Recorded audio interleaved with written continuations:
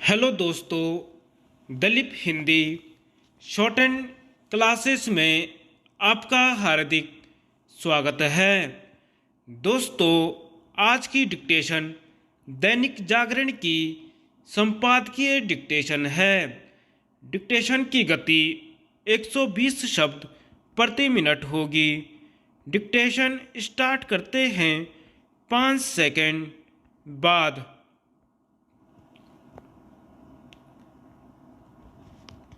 आतंकियों का दुस्साहस। श्रीनगर में क्रिकेट खेल रहे पुलिस इंस्पेक्टर मसरूर अहमद वानी को गोली मारे जाने के 24 घंटे के अंदर पुलवामा में आतंकियों ने जिस तरह उत्तर प्रदेश के एक श्रमिक मुकेश कुमार की जान ले ली, उससे यही लगता है कि उनका दुस्साहस फिर से बेलगाम हो रहा है। ये दोनों घटनाएं उस समय की याद दिला रही हैं जब कश्मीर में टारगेट किलिंग का सिलसिला कायम था। यह सिलसिला फिर से कायम न होने पाए, इसके लिए इन दोनों घटनाओं के लिए जिम्मेदार आतंकियों को ठिकाने लगाने के साथ उन्हें संरक्षण देने वालों की भी पहचान कर कठोर दंड का भागीदार बनाना होगा। इसके साथ ही इस पर भी ध्यान देना होगा कि कश्मीर में सक्रिय आतंकियों के दुस्साहस के पीछे कहीं इजरायल पर हमास का बर्बर हमला तो नहीं। इस अंदेशे का कारण यह है कि हमास के पैशाचिक कृत्य ने दुनिया भर के जिहादियों का दुस्साहस बढ़ाने का काम किया है। इसकी वजह यही है कि हमास की रोंगटे खड़े करने वाली बर्बरता से अवगत होने के बाद भी विश्व के अनेक हिस्सों में इस आतंकी संगठन का महिमा मंडन हो रहा है।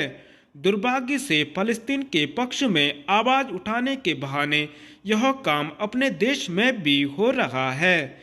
चंद दिनों पहले ही हमास के एक संस्थागत सदस्य ने केरल में एक कार्यक्रम को ऑनलाइन संबोधित किया।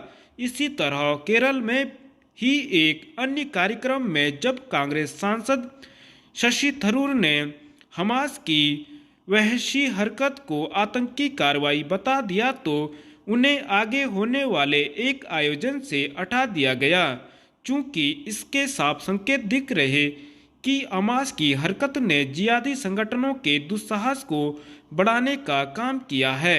इसलिए भारत को न केवल कश्मीर में अतिरिक्त सतर्कता बरतनी होगी बल्कि शेष देश में भी।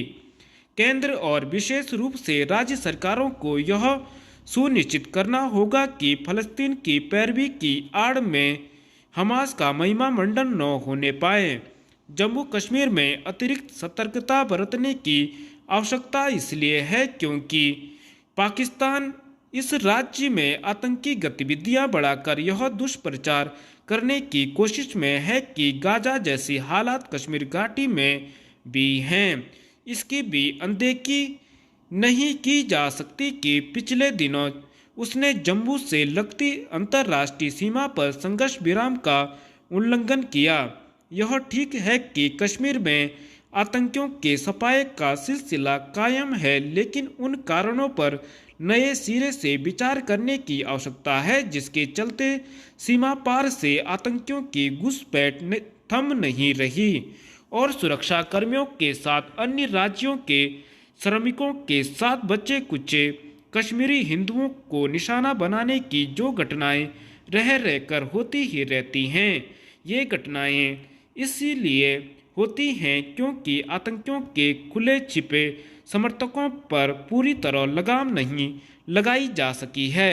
आतंकियों के साथ उनके समर्थकों के दुस्साहस का भी दमन आवश्यक है। राजनीतिक दलों की सक्रियता। लोकसभा चुनाव में अभी वक्त है, लेकिन उत्तराखंड में राजनीतिक दलों ने अपने तरकश में तीर सजाने शुरू कर दिए हैं। प्रदेश से लेकर बूथ स्तर तक संगठन को मजबूत करने पर विशेष जोर दिया जा रहा है। यहां आम चुनावों में उत्तराखंड में भाजपा और कांग्रेस के बीच ही मुकाबला सिमटता रहा है। वर्तमान में राज्य की 5 सीटों पर भाजपा का कब्जा है। ऐसे में भाजपा अपना प्रदर्शन दोहराने की तो कांग्रेस प्रतिद्वंदी से सीटें छीनने की रणनीति पर आगे बढ़ रही है। दोनों ही दलों के वरिष्ठ राष्ट्रीय नेता उत्तराखंड के राजनीतिक हालात का जायजा लेने के साथ ही प्रांतीय नेताओं के कान में चुनावी रण फतह करने का मंत्र फूंक चुके हैं। सांगठनिक तौर पर राजनीतिक दल खुद को मजबूत करने के लिए ग्राम स्तर तक की इकाइयों को सक्रिय कर रहे हैं। इस मोर्चे पर भाजपा अपेक्षाकृत सहज स्थिति में दिख रही है, लेकिन कांग्रेस को काफी मेहनत करनी पड़ रही है। इस कवायद के मध्य चुनावी मुद्दों की तलाश भी होने लगी है। यद्यपि उत्तराखंड का मतदाता राष्ट्रीय मुद्दों से ज़्यादा प्रभावित होता दिखा है, लेकिन राज्य स्तरीय मुद्दों को भी गरमाने की सियासत शुरू हो गई है। चुनावी रण में उतरने की चाहत रखने वाले नेता क्षेत्र में जाकर मतदाताओं का मन टटोल रहे हैं।